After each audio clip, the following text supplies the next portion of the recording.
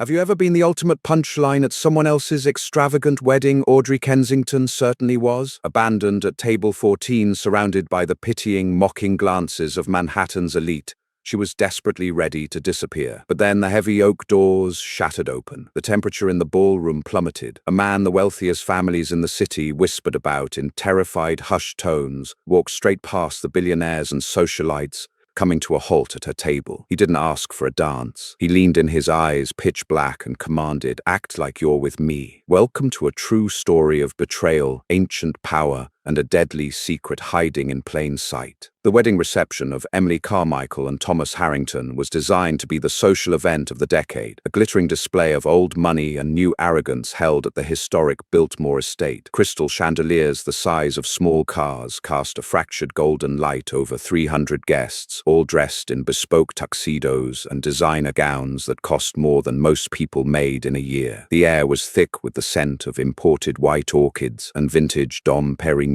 Yet, for Audrey Kensington, the breathtaking opulence was nothing more than a lavish, inescapable prison. Audrey sat alone at table 14. It was strategically placed in the darkest corner of the grand ballroom, directly in the flight path of the kitchen staff. Every time the swinging doors opened, she was hit with a gust of hot air and the clatter of porcelain. It was a calculated insult, a deliberate exile orchestrated by the bride, who had always viewed Audrey as a pathetic charity case. But the seating arrangement was only a fraction of the humiliation. The true torment was seated 3 tables away, bathed in the center room lighting. Richard Hayes, a senior partner at a prestigious Manhattan law firm, and the man Audrey had spent 4 years of her life loving, was holding court. He had left her via a sterile text message exactly 3 months prior, only to show up tonight with his new fiancée, a 22-year-old heiress named Daphne, who wore a diamond ring the size of a quail egg. Throughout the evening, Richard would casually glance over Daphne's shoulder, catching Audrey's eye with a smirk that practically screamed his triumph. He was thriving. She was the discarded, tragic ex-girlfriend, invited only out of a cruel sense of obligation, serving as a cautionary tale for the rest of the high society guests. Audrey stared into her half-empty glass of champagne, watching the tiny bubbles struggle to the surface before bursting into nothing. She wanted to leave. Her tailored navy blue gown felt suffocating, and the forced smile she had plastered on her face since the ceremony was causing a dull ache in her jaw. She mentally counted the minutes until the cake cutting the socially acceptable threshold for an exit. Just 30 more minutes, she promised herself, tracing the rim of her glass. 30 minutes and you can call an Uber, go back to your apartment, and never speak to these people again. But the universe, it seemed, had an entirely different itinerary for the evening. It started with a subtle shift in the atmosphere. The heavy, gold-leafed oak doors at the main entrance of the ballroom did not merely open, they were thrust apart with a silent, unnatural force that sent a violent tremor through the floorboards. The sudden draft that swept into the room was not the mild summer breeze from the gardens outside. It was a biting Arctic chill that instantly extinguished the towering candelabras nearest the entrance. A collective, involuntary shiver rippled through the crowd. The string quartet, previously soaring away at a lively Vivaldi piece, faltered and ground to a chaotic halt. The murmurs of the elite died in their throats. Into the suffocating silence stepped a man who commanded the space with the effortless authority of an apex predator walking into a cage of trembling mice. He was breathtakingly tall, dressed in a midnight black suit that seemed to absorb the light around him rather than reflect it. His skin was pale smooth, like carved alabaster, creating a stark, violent contrast with his raven-colored hair. But it was his face that arrested the room, sharp, aristocratic, and devastatingly handsome, yet entirely devoid of human warmth. His eyes, dark and fathomless, swept over the frozen crowd. Whispers erupted like a lit fuse, racing across the room, frantic and terrified. "Is that Roman Alaric?" A woman at the next table hissed, her face draining of color. "It can't be. The Alaric family hasn't attended a public function in 20 years. They own half the city, but they never show their faces." A prominent banker whispered back, instinctively pulling his wife closer. "Don't look at him." Roman Alaric. Audrey knew the name, just as everyone in the financial and political sectors did. He was a phantom billionaire, a ruthless tycoon who acquired empires and crushed competitors without ever setting foot in a boardroom. Rumors swirled around his reclusive nature. Some claimed he was a germaphobe. Others insisted he ran a shadowy criminal syndicate. Looking at him now, Audrey thought the truth seemed far more dangerous. There was a lethal predatory grace to his movements as he began to walk down the center aisle of the ballroom. The crowd parted for him instinctively, leaving a wide, terrified berth. The billionaire father of the bride stepped forward, perhaps to ask for an invitation, but one cold, dead glance from Roman sent the older man shrinking back into the shadows. Roman ignored the high table. He ignored the elite families, the politicians, and the screaming desperation of Richard Hayes, who was practically leaning over his table to be noticed. Instead, Roman's unblinking gaze locked onto the darkest corner of the room. He was looking directly at table 14, at Audrey. Panic seized her throat. She looked left, then right, certain he was aiming for someone behind her. But there was no one. The rhythmic, silent fall of his footsteps closed the distance between them until he was standing over her. Up close, his beauty was terrifying. He didn't breathe. His chest remained entirely motionless beneath his tailored suit. He pulled out the empty chair beside her. The wood groaned under his grip, the sound echoing in the breathless room. He sat down, leaning his massive frame toward her until she could smell his scent like crushed winter pine and impending rain. His lips barely moved, but his voice, a rich, dark velvet sound, slid directly into her ear. "Do not scream, do not run," Roman ordered softly. "Smile, look at me, and act like you're with me." For a painful, suspended second, Audrey forgot how to draw oxygen into her lungs. The sheer proximity of Roman Alaric was overwhelming, wrapping around her like a physical weight. The temperature around table 14 had dropped so drastically that she could see the faint whisper of her own breath pluming in the air. "I don't know who you are," Audrey stammered, her voice barely a thread. She pressed her spine hard against the back of her chair, her heart hammering wildly against her ribs. "You know exactly who I am, Audrey Kensington," Roman replied. The fact that he knew her name sent a fresh jolt of adrenaline through her veins. He didn't look at the rest of the room, though 300 pairs of eyes were burning holes into their backs. He kept his dark, endless gaze fixed solely on her. "And right now, I am the only reason you are going to survive this night. Smile." The command was absolute. It carried a strange hypnotic weight that bypassed her logical brain and tapped directly into her motor functions. Trembling, Audrey forced the corners of her mouth upward. Roman reached out and placed his large hand over hers, which was still clutching the stem of her champagne glass. The shock of his touch nearly made her drop it. His skin was freezing, not cool like a person who had just stepped in from the night air, but a deep, unyielding cold like polished marble left in the snow. Her warmth bled into his grip, but his temperature never rose. "What are you doing?" she whispered through her forced smile. "Using you as a shield," he answered smoothly, his thumb casually brushing her knuckles in a gesture of faux intimacy that looked incredibly convincing to the onlookers. "There are 3 individuals in this ballroom who are not on the guest list. They are heavily armed, highly dangerous, and they are here for me. If they believe I have a human weakness, a companion, they will hesitate. I need them to hesitate." Audrey's mind spun. Armed men at Emily's wedding. She scanned the room, frantically looking for men with guns. "Keep your eyes on me," Roman snapped, though his expression remained a picture of devoted affection. "Do not search the crowd. They do not look like mercenaries. They look like the rest of these pathetic, dressed-up sheep."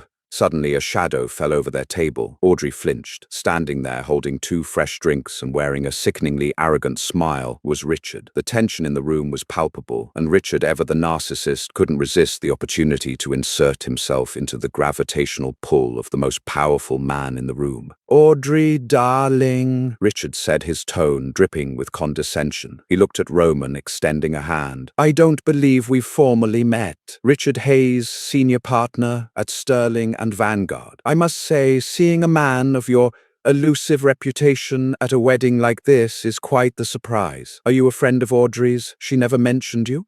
Richard's gaze flicked to Audrey, a cruel glint in his eye, silently challenging her to explain how the pathetic ex-girlfriend had captured the attention of a titan. Roman did not look at Richard's extended hand. He didn't even turn his head. He slowly dragged his dark eyes up Richard's tailored suit, assessing him with the detached curiosity of a butcher examining a piece of rotting meat. "I am aware of who you are, Mr. Hayes," Roman said. His voice was no longer the soft velvet he had used with Audrey. It was a razor-sharp blade dragging across glass. "You bill at $900 an hour, yet your firm's success rate in arbitration has dropped 14% in the last quarter. You lease your Porsche because you cannot afford the down payment after buying that gaudy engagement ring on credit. And you have spent the last 2 hours attempting to make the woman beside me feel inferior." Richard's smug smile vanished. The color drained from his face so fast he looked as though he might vomit. His hand slowly lowered to his side. The surrounding tables, previously pretending not to eavesdrop, went dead silent. Richard stuttered, his bravado entirely shattered. "Take your leased car and your debt and walk away before I buy your firm tomorrow morning and liquidate your career by lunch," Roman said softly. Richard didn't say another word. He turned on his heel and practically fled back to his table, looking like a whipped dog. A violent, triumphant thrill shot through Audrey's chest. For 3 months, she had been drowning in the shame of Richard's rejection. In 30 seconds, Roman Alaric had dismantled the man entirely. "Thank you," she whispered, genuinely stunned. "Do not thank me yet," Roman said. He stood up, his towering frame casting a long shadow over the table. He offered her his hand. "The music is starting again. We are going to dance." "I don't dance," Audrey said, though she was already placing her hand in his. "You do tonight?" He pulled her up with zero effort. As he led her onto the polished mahogany dance floor, the crowd parted like the Red Sea. The string quartet, terrified into submission, began to play a slow, haunting waltz. Roman pulled Audrey flush against his chest. One hand held hers, the other rested firmly on the small of her back. As they began to move, Audrey realized 2 terrifying things in rapid succession. First, Roman was leading her with a flawless, liquid grace that felt entirely inhuman, gliding across the floor as if gravity didn't apply to him. Second, as she pressed her cheek against the lapel of his expensive suit, her ear was pressed directly over where his heart should be. There was silence, no thumping, no rhythm, absolutely nothing. She gasped, pulling her head back to stare into his face. His dark eyes locked onto hers, ancient and knowing. The mask of the billionaire tycoon slipped for a fraction of a second, revealing the terrifying, immortal predator beneath. "You're not breathing," she choked out, her voice trembling. "You have no heartbeat." A slow, chilling smile touched Roman's lips. "I told you to act like you're with me, Audrey. I never promised I was human." Audrey's mind violently rejected the sensory information her body was feeding it. The rigid, freezing expanse of Roman Alaric's chest against hers, the total absence of a heartbeat, the terrifying stillness of his breath, it all defied every law of nature she had ever known. She tried to pull away, a primal scream building in the back of her throat, but Roman's hand tightened on the small of her back. It was not a violent grip, but it possessed the immovable permanence of iron clamping shut. "I told you not to run," Roman murmured, his voice a dark velvet ribbon weaving through the cheerful, oblivious notes of the string quartet. His lips brushed the shell of her ear, sending a chaotic mix of terror and electricity down her spine. "If you pull away now, you are dead. Do you understand me? Smile, Audrey. Rest your head against my shoulder. Play the part." Trembling so violently that her teeth practically chattered, Audrey forced her cheek back against his tailored lapel. The ballroom spun in a dizzying blur of diamonds, silk, and champagne glasses as Roman spun her across the polished floor. To the hundreds of elite guests watching, they were a picture of dark, enigmatic romance. To Audrey, it was a terrifying hostage situation. "What are you?" She choked out, her voice barely audible over the music. "What is happening?" "I am the apex of a food chain you did not know existed until 3 minutes ago," Roman replied smoothly, his gaze scanning the perimeter of the room over her head. "And right now I am navigating a minefield. Look toward the opulent ice sculpture near the east exit. Do not stare, just glance." Audrey turned her head slightly, her eyes sweeping past the glittering swan carved from solid ice. Standing next to it, holding a tumbler of scotch, was a man she immediately recognized. It was Harrison DuPont, a billionaire heir and one of the most prominent, heavily photographed playboys in Manhattan. But tonight the charming, reckless smile that usually graced the covers of tabloids was gone. His face was rigid, his eyes locked onto Roman with a feral, unblinking intensity. "Harrison DuPont," Audrey whispered, her confusion momentarily overriding her panic. "He's an assassin. DuPont is a mask. The man wearing that face is 300 years old, and he holds a very long, very tedious grudge against my bloodline." Roman explained, his tone conversational, as if they were discussing the weather. "There are 2 others. One is disguised as a sommelier near the high table. The other is currently blocking the main corridor leading to the lobby." "Why are they here?" Audrey asked, her breath hitching, as Roman executed a flawless sweeping turn that carried them closer to the massive floor-to-ceiling glass doors of the terrace. "To ensure I do not leave this wedding," Roman said, "I have remained entirely secluded for decades to prevent this exact type of public spectacle. But I had to come tonight. I had to intervene before you made a catastrophic mistake." "Me?" Audrey gasped. "I have nothing to do with you. I don't even belong at this wedding. I was just sitting at table 14 trying to survive seeing my ex-boyfriend."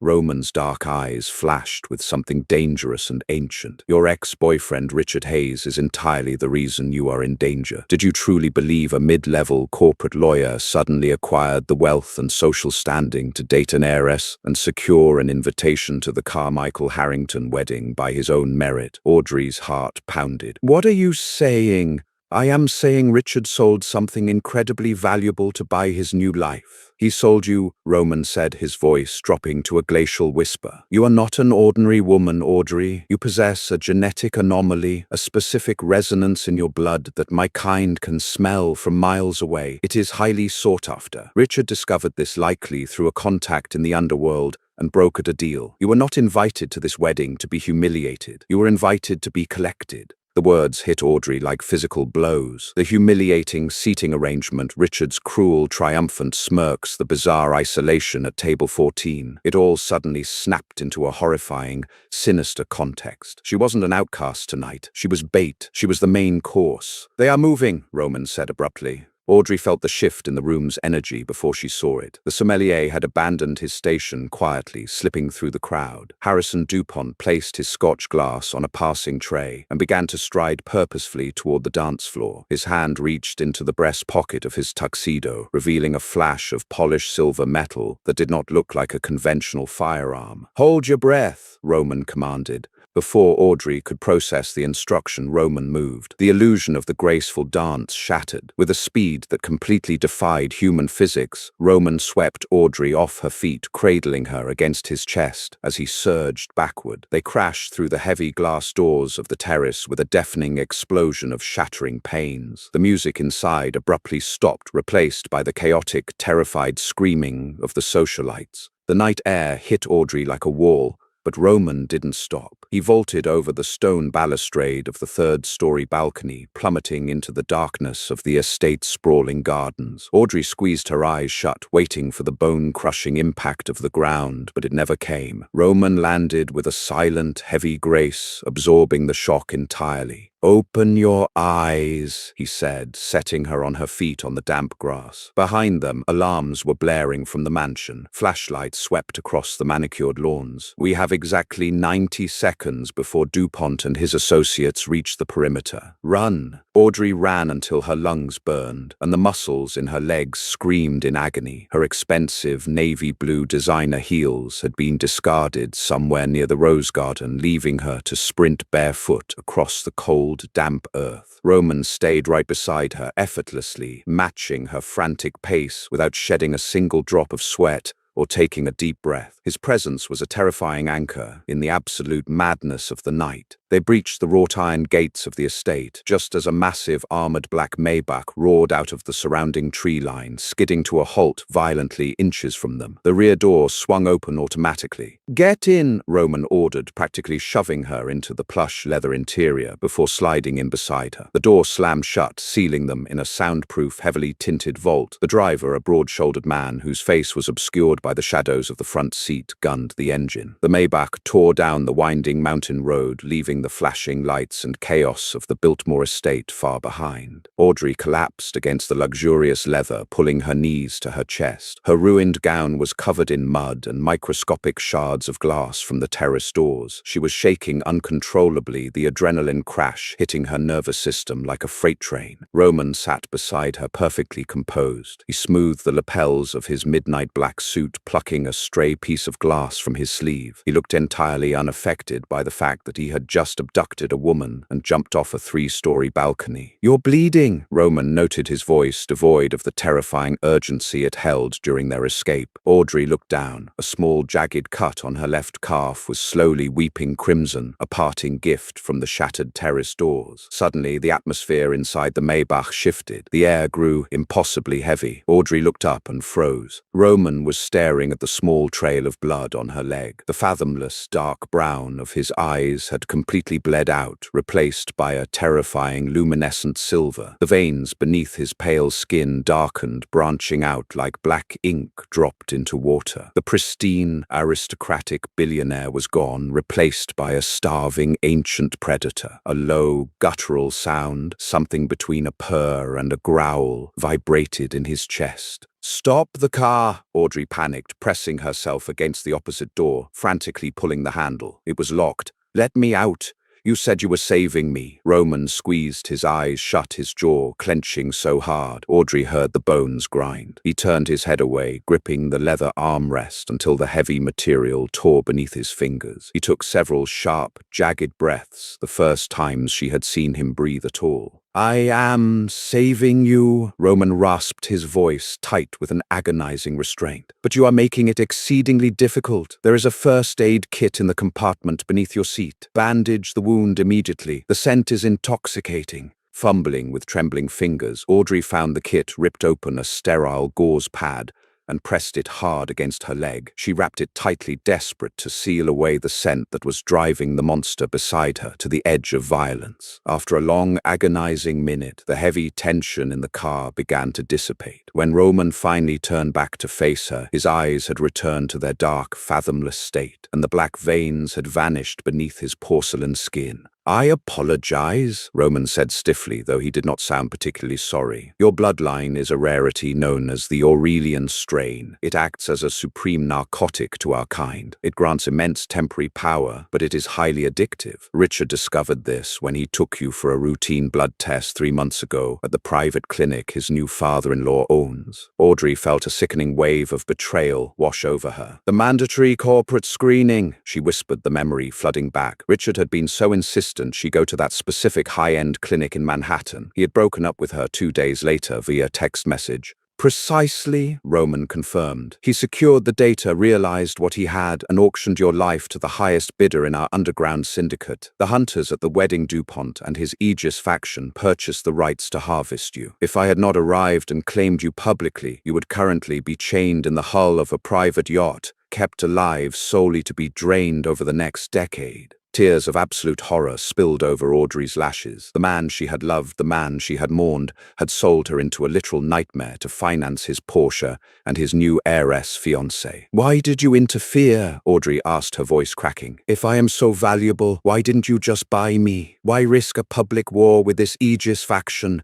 Roman's gaze softened for a fraction of a second, revealing a deeply buried, tragic weariness. "Because, Audrey, I do not wish to consume you. I need you for something far more complicated." The Maybach slowed to a halt. Audrey looked out the tinted window. They were not at a police station or a hospital. They had pulled into the subterranean garage of an ultra-luxury skyscraper in the heart of the financial district, a building Roman undoubtedly owned. "What do you need me for?" she demanded, refusing to move as the driver opened her door. Roman leaned closer, his cold aura wrapping around her once more. "I need you to marry me. A legitimate, unbreakable union. My rivals believe I am a solitary, vulnerable king. If I possess an Aurelian queen, untouchable and legally bound to my empire, it changes the balance of power in the underworld. You will have limitless wealth, absolute protection, and the opportunity to utterly destroy Richard Hayes." He stepped out into the dimly lit garage and turned back, extending his pale hand toward her. "Act like you are with me tonight," Roman said softly, "and I will give you the world tomorrow. Do we have a deal?"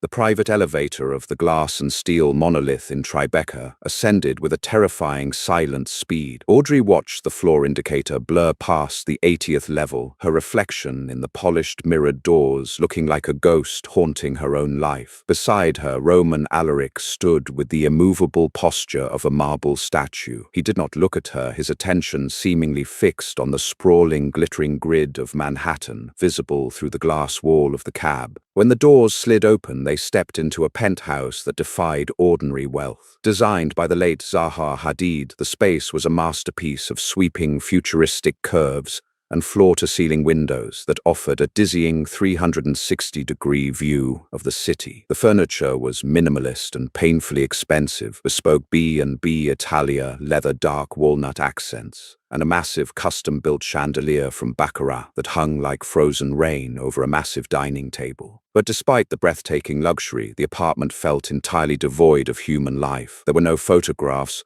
no stray books, no warmth. It was a museum built for a king who did not sleep. Waiting for them in the center of the sunken living room was a slender older man with sharp features dressed in an immaculate charcoal suit. He held a thick leather portfolio. "Audrey, this is Arthur Pendleton, my chief legal counsel," Roman said, gesturing slightly. "Arthur, present the documents." Arthur did not offer a handshake or a welcoming smile. He simply nodded, his eyes lingering on Audrey's torn dress and bare, dirt-stained feet before he placed the portfolio on the glass coffee table. He clicked open a silver Montblanc pen and set it beside the heavy stack of premium watermarked paper. "What exactly am I signing?" Audrey asked, her voice trembling but finding a steady, defiant edge. She wrapped her arms around herself, acutely aware of how small she felt in the cavernous room. Roman unbuttoned his suit jacket, moving to stand by the window. The city lights cast harsh, angular shadows across his perfect face. "You are signing a legally binding marriage certificate, heavily fortified by an ironclad non-disclosure agreement and a corporate restructuring of my holding companies. On paper, you will become the co-chair of Alaric Global Enterprises. In the eyes of the mortal world, you will be my fiercely protected wife. In the eyes of the underworld, you will be the Aurelian queen, untouchable." Audrey walked slowly toward the table, staring at the dense legal jargon. "And in return, what do you get out of this fake marriage?" "It is not entirely fake," Roman corrected softly, his dark eyes locking onto hers. "The Aegis faction led by Harrison DuPont controls the Port Authority's 3 major hedge funds and a private army of mercenaries. They have been trying to dismantle my empire for 2 centuries. They thought I was a solitary apex predator, powerful but isolated. By claiming you a woman possessing the most coveted genetic anomaly in our world, I am signaling absolute dominance. They will not dare strike me openly if they believe I have consumed the Aurelian strain and bonded with you. You are the ultimate deterrent." "And if I refuse," she whispered, "then you walk out of that elevator," Roman said, his tone devoid of any threat, stating only a chilling fact. "And within 48 hours, DuPont's men will find you. You have a scent, Audrey. To them, you are a beacon wrapped in fragile mortal flesh. I cannot protect you if you do not belong to me." Audrey stared at the Montblanc pen. The sheer gravity of her reality was suffocating. Just hours ago, her biggest concern had been facing her arrogant ex-boyfriend. Now she was a pawn in a centuries-old supernatural Cold War. "There is something else," Arthur interjected, his voice dry and raspy. He pulled a secondary file from the portfolio, sliding it toward her. "Before you sign, Mr. Alaric requested my investigative team look into the exact timeline of your relationship with Richard Hayes, specifically how a mid-level associate discovered your rare genetic profile." Audrey frowned, picking up the folder. Inside were bank statements, wire transfers, and a police report from 2 years ago. Her breath caught in her throat. It was the police report from her father's fatal car accident on the Pacific Coast Highway. "Richard didn't just sell you tonight, Ms. Kensington," Arthur said, adjusting his glasses. 2 years ago, your father's logistics company was on the verge of securing a massive government contract. He refused to sell his shares to a shell corporation secretly owned by the Aegis faction. Richard was the junior lawyer handling the negotiations. He provided the faction with your father's travel itinerary in exchange for a partnership track. The room spun. The floor beneath Audrey's feet felt like it was dissolving. Her father hadn't lost control of his vehicle in the rain. He had been murdered, and the man who held her while she cried at the funeral, the man she had loved, was the one who had orchestrated it. "Richard bankrupted your family to make you dependent on him," Roman said, stepping closer. The icy temperature of his presence was strangely grounding, as Audrey felt her knees threaten to buckle. "He isolated you. He led you to that specific medical clinic to confirm your lineage. He bred you like a prized lamb for the slaughter, a hot, blinding rage, sharper and more violent than anything she had ever experienced ignited in Audrey's chest. The fear that had been paralyzing her all night evaporated, replaced by a dark, consuming need for retribution. She looked at Roman, the immortal predator, offering her a crown forged in danger. "If I sign this," Audrey said, her voice dropping to a lethal, steady whisper, "I want Richard Hayes completely destroyed. I don't just want him broke. I want him to suffer. I want him to lose everything he built on my father's grave." Roman Alaric's lips curved into a slow, devastating smile. It was a terrifying expression, full of ancient malice and absolute certainty. "Darling," Roman murmured, picking up the silver pen and pressing it into her palm. "That is precisely what we are going to do tomorrow morning." Audrey didn't hesitate. She bent over the glass table and signed her name, sealing her soul to a monster to destroy a devil. The transformation of Audrey Kensington was executed with the ruthless precision of a military campaign. The morning after the contract was signed, the penthouse was flooded with Roman's shadow staff. There were no smiling personal shoppers. There were stern-faced women carrying garment bags from Oscar de la Renta, Tom Ford, and Alexander McQueen. A jeweler from Cartier arrived with an armed escort, carrying velvet cases filled with diamonds that had not seen the light of day since the French Revolution. Audrey was scrubbed, polished, and reconstructed. When she finally looked in the floor-to-ceiling mirror of the master suite that evening, she did not recognize the woman staring back. The tragic, discarded ex-girlfriend in the conservative navy dress was dead. In her place stood a weapon. She wore a backless, emerald-green silk gown that clung to her curves like liquid glass. Around her throat rested a staggering platinum collar, dripping with conflict-free emeralds that felt as heavy as a shackle. "You look exactly as you should," Roman's velvet voice echoed from the doorway. Audrey turned. He was dressed in a pristine charcoal tuxedo, adjusting a Patek Philippe watch on his wrist. His dark eyes swept over her, unblinking and entirely analytical. "Where are we going?" she asked, her heart thumping a frantic rhythm against her ribs.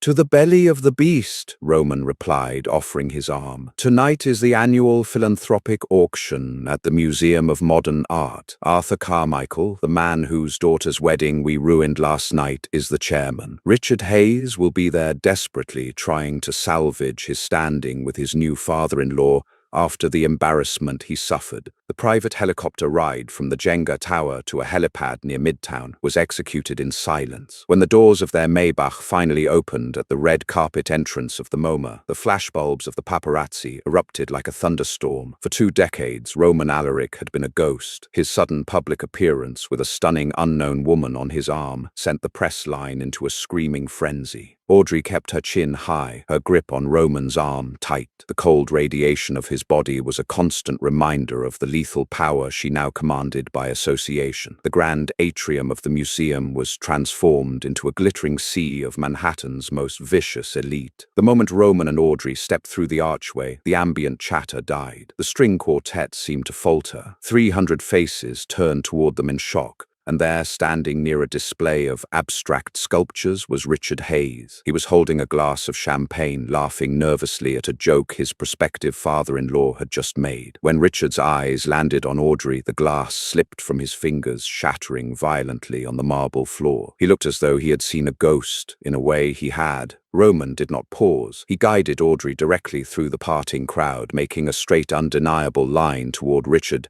and the billionaire Carmichael. "Good evening, Arthur," Roman said smoothly, ignoring Richard entirely. Arthur Carmichael, a man accustomed to intimidating senators, swallowed hard. "Mr. Alaric, we weren't expecting you, especially after the disruption at Emily's reception."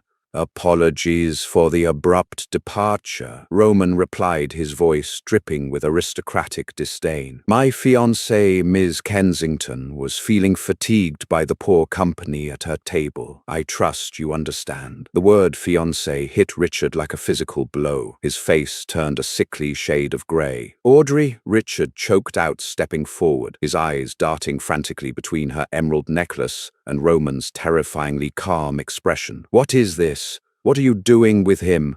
Audrey looked at the man who had ordered her father's death. She expected to feel heartbreak. Instead, she felt absolutely nothing but a cold, surgical clarity. "I believe you were just discussing your firm's latest acquisition, Richard," Audrey said, her voice perfectly modulated to carry across the silent, eavesdropping room. "Though I suppose that is outdated news." Richard blinked, confused and panicked. "What are you talking about?"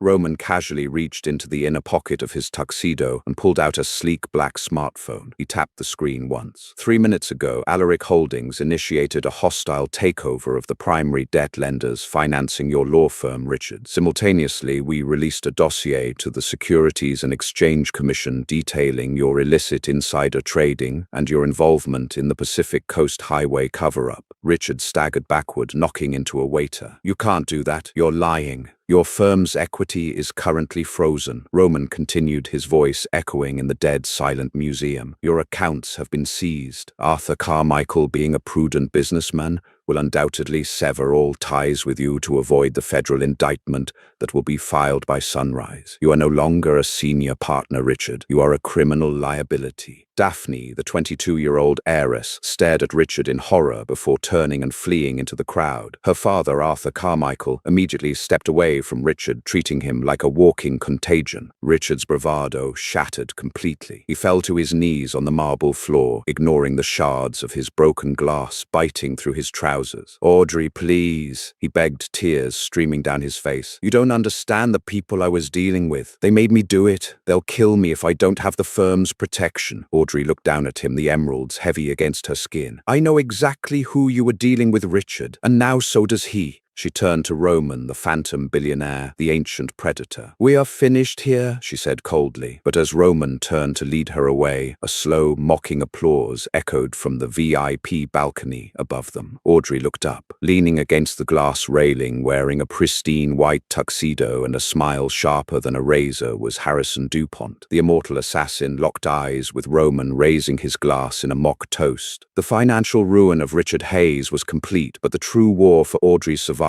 had only just begun. The slow, mocking applause from the VIP balcony sliced through the dead silence of the museum atrium like a scalpel. Harrison DuPont leaned casually against the tempered glass railing, looking every inch the billionaire playboy in his bespoke white tuxedo. Yet to Audrey's newly opened eyes, the charming facade was entirely stripped away. She saw the lethal, coiled energy of a predator who had spent 3 centuries hunting the man standing beside her. Down on the marble floor, the mortal guests remained utterly oblivious to the supernatural war brewing in their midst. The corporate titans and socialites merely saw 2 rival tycoons engaged in a silent standoff over a ruined lawyer. Arthur Carmichael signaled his private security to drag the sobbing, broken Richard Hayes out of the gala, desperate to scrub the scandal from his event. DuPont did not take the stairs. He placed his hands on the glass railing and effortlessly vaulted over the side. The crowd gasped as he plummeted 15 feet, expecting him to shatter his legs on the unforgiving marble. Instead, DuPont landed with a muted, impossible grace, barely bending his knees. He straightened his cuffs, the diamond cufflinks catching the light of the chandeliers, and began to weave through the frozen crowd toward them. Roman's hand slid from Audrey's waist to grip her wrist. It was not a painful hold,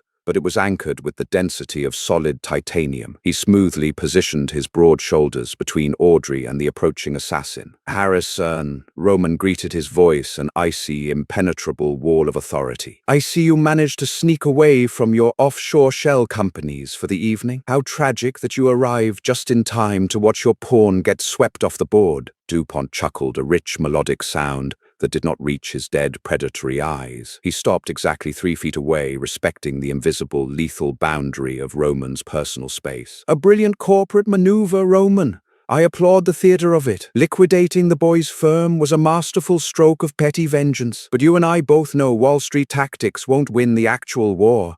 "There is no war," Roman replied, his pitch-black eyes locked onto DuPont. "She has signed the Alaric registry, the corporate mergers are finalized, and the syndicate has been notified. Audrey Kensington is legally and territorially bound to me. If your Aegis faction touches a single hair on her head, I will stop buying your supply chains and start slaughtering your board of directors. DuPont's smile widened, revealing teeth that seemed just a fraction too sharp for a human mouth. He tilted his head, attempting to catch Audrey's eye around Roman's imposing frame. "Legally bound," DuPont repeated, savoring the words as if they were a private joke. "Is that what he told you, Ms. Kensington? That a piece of paper and a pretty emerald necklace would keep you safe from us?" Audrey forced herself not to shrink back. She lifted her chin, channeling the same cold rage she had used to dismantle Richard. "I suggest you back away, Mr. DuPont. My husband is not known for his patience." A genuine flicker of surprise crossed DuPont's face before it smoothed back into arrogant amusement. "Oh, she plays the part beautifully, Roman, a true Aurelian queen. But tell me, Audrey, has your new husband explained the finer details of your arrangement? Has he told you what exactly is required to activate the Aurelian bond? Because it certainly isn't a signature on a marriage license." Roman's posture shifted. It was a microscopic movement, a slight lowering of his center of gravity, but the air pressure in the room immediately dropped. The ambient temperature plummeted so fast that condensation began to form on the champagne flutes on the nearby catering tables. "Walk away, Harrison," Roman warned, a low, guttural vibration radiating from his chest that vibrated right through Audrey's heels. "Before I tear your throat out in front of the New York Times." DuPont held up his hands in a gesture of mock surrender. "I am going, but remember, Audrey, when a starving king traps a rare bird in a gilded cage, it is never for her protection. It is only so he can eat her in private." With a final chilling wink, DuPont turned and melted back into the crowd, disappearing toward the rear exits before the museum's security could even approach him. The ride back to the Tribeca penthouse was suffocatingly silent. The torrential summer rain hammered against the reinforced roof of the Maybach, blurring the neon lights of Manhattan into streaks of bleeding color. Audrey sat as far from Roman as the plush leather seats allowed her mind racing. The adrenaline from destroying Richard had faded, leaving behind a cold, creeping paranoia. "What did he mean?" Audrey finally asked, her voice cutting through the rhythmic hum of the tires on the wet asphalt. Roman kept his gaze fixed on the rain-slicked window. His profile was carved from shadow and pale marble. "DuPont is a psychological warfare specialist. He has spent centuries planting seeds of doubt to turn my allies against me. He wants you terrified. He wants you to run, because the moment you step outside my territory, his mercenaries will take you."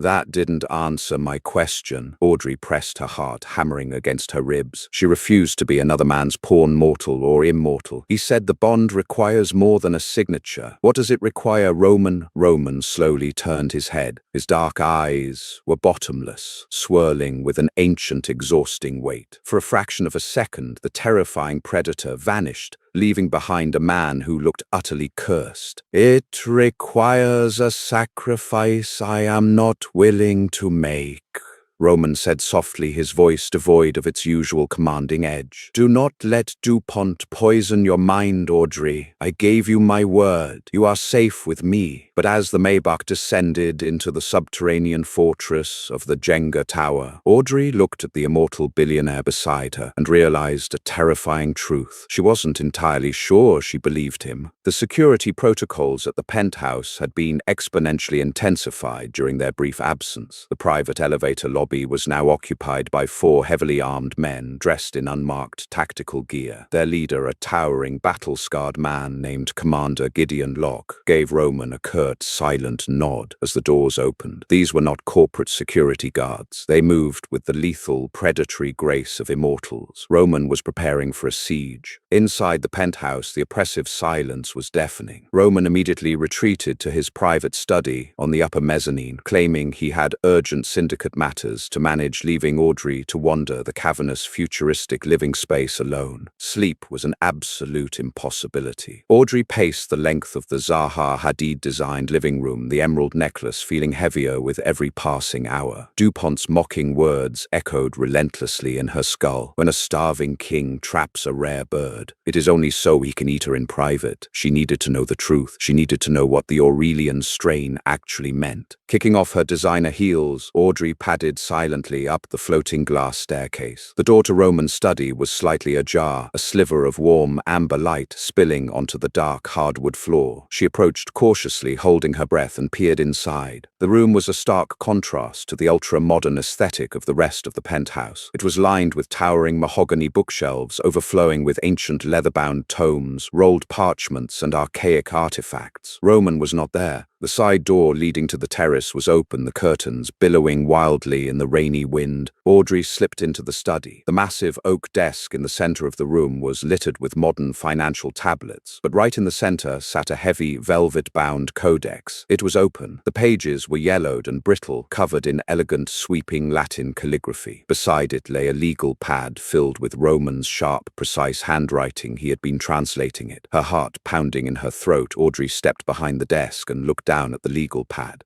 The Aurelian bloodline is not a mere delicacy. It is a weapon of absolute dominion. To harness the Queen's power, a legal or territorial claim is insufficient. The archaic bond must be consecrated in the blood of the host. The king must feed from the Aurelian until she reaches the precipice of death. Only when her mortal heart stutters and her life force wanes will the true power transfer, granting the king the strength to slaughter entire legions.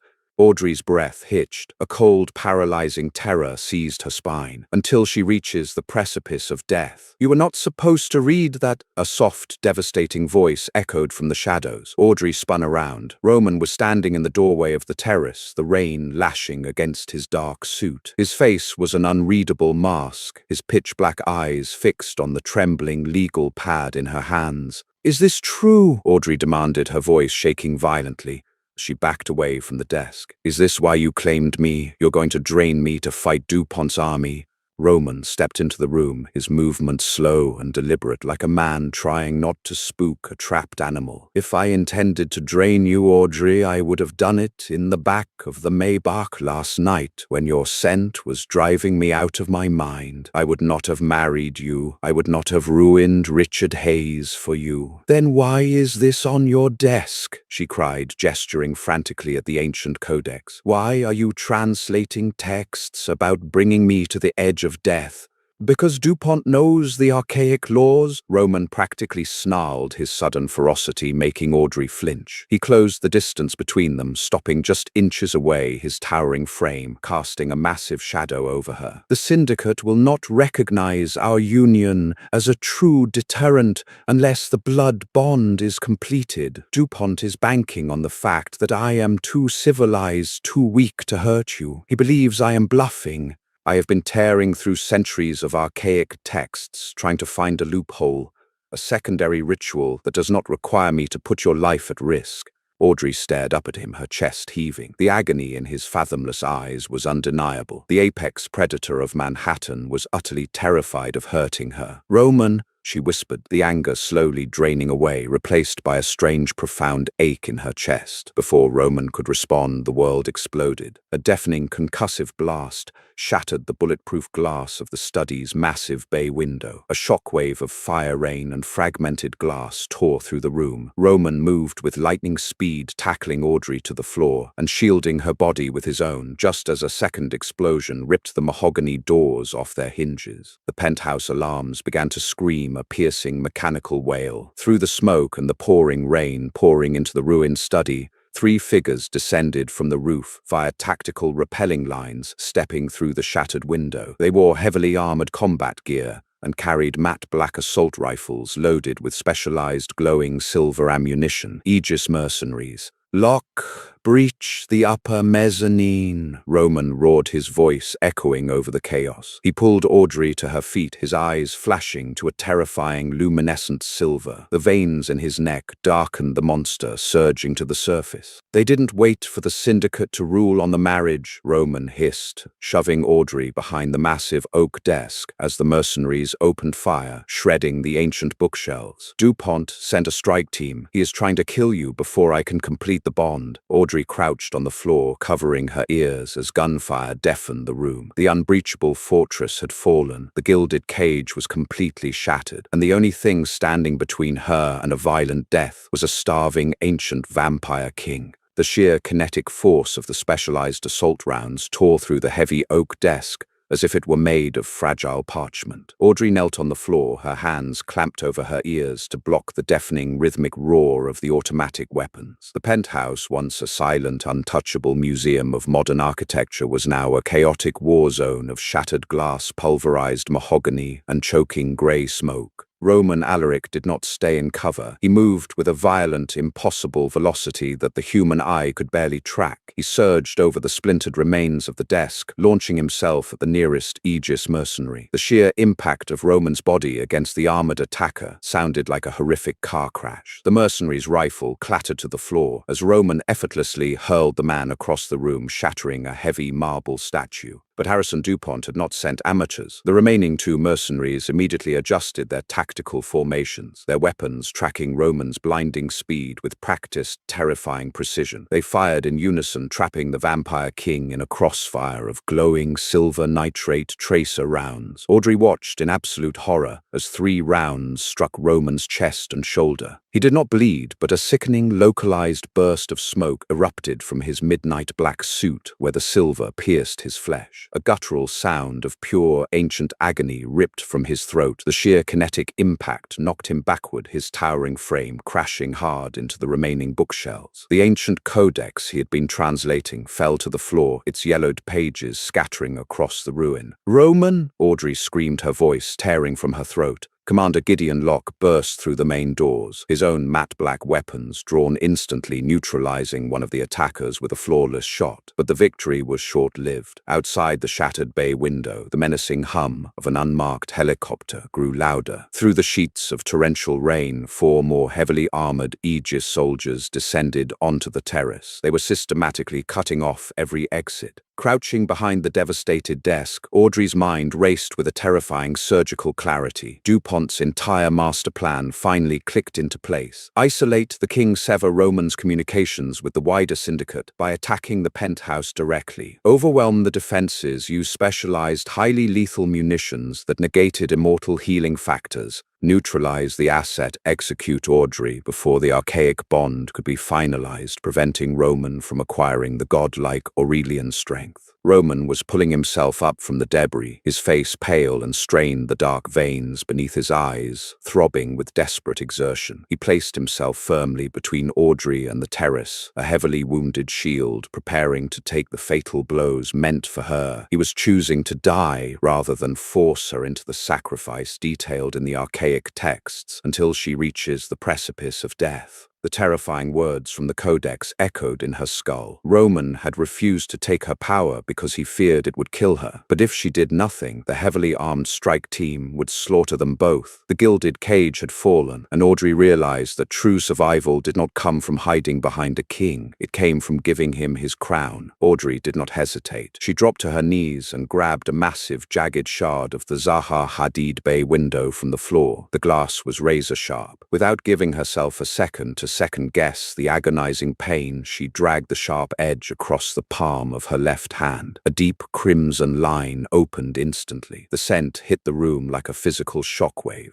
The mercenaries faltered momentarily, distracted by the sudden, overwhelming fragrance. Roman froze entirely, his head snapping toward her. His dark, fathomless eyes collided with hers, wide with horror and a starving, primal desperation. "Audrey, no!" he rasped, his voice tearing. She scrambled across the debris-littered floor, ignoring the gunfire echoing above her, and threw herself at his chest. She grabbed the lapels of his ruined suit and pressed her bleeding, crimson-soaked palm directly against his mouth. "Drink," she commanded, her voice fierce and unyielding. "Take it, finish the bond." For a fraction of a second, Roman resisted. His hands gripped her wrists, trying to pull her away. But the ancient, dormant power of the Aurelian strain was too much. The moment her essence touched his lips, his resistance completely shattered. His eyes rolled back, flooding with a terrifying, luminescent, blinding silver. Audrey felt a sudden dizzying pull, as if the gravity in the room had shifted entirely to the man holding her. The pain in her hand vanished, replaced by an electric freezing rush that swept through her veins.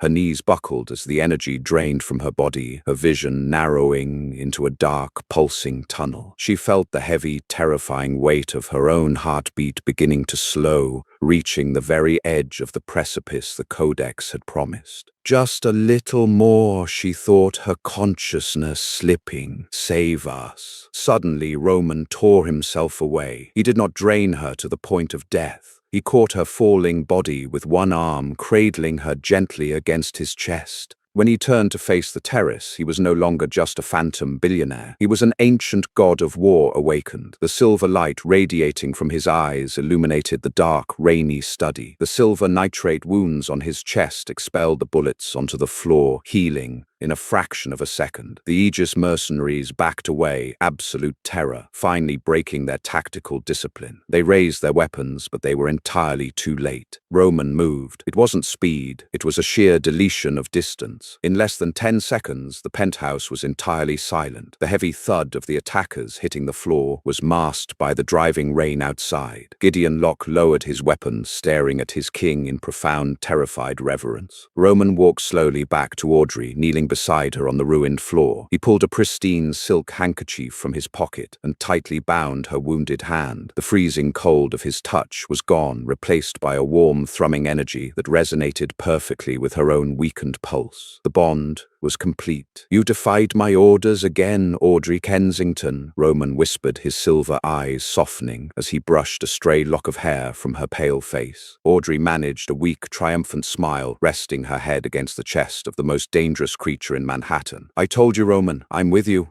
And there you have it, the thrilling, dark conclusion to Audrey Kensington's journey from a discarded, humiliated ex-girlfriend to the untouchable, lethal Aurelian queen of Manhattan's supernatural elite. Harrison DuPont's ruthless gambit failed, Richard Hayes is completely ruined, and Roman Alaric has finally secured the ultimate power to protect the woman he loves. Did you expect Audrey to make that ultimate sacrifice in the penthouse? If you loved this intense vampire romance drama and want to hear more thrilling hidden underworld stories, please hit that like button, share this video, and subscribe to our channel. Don't forget to ring the notification bell so you never miss an upload. Leave a comment below, letting us know your favorite twist.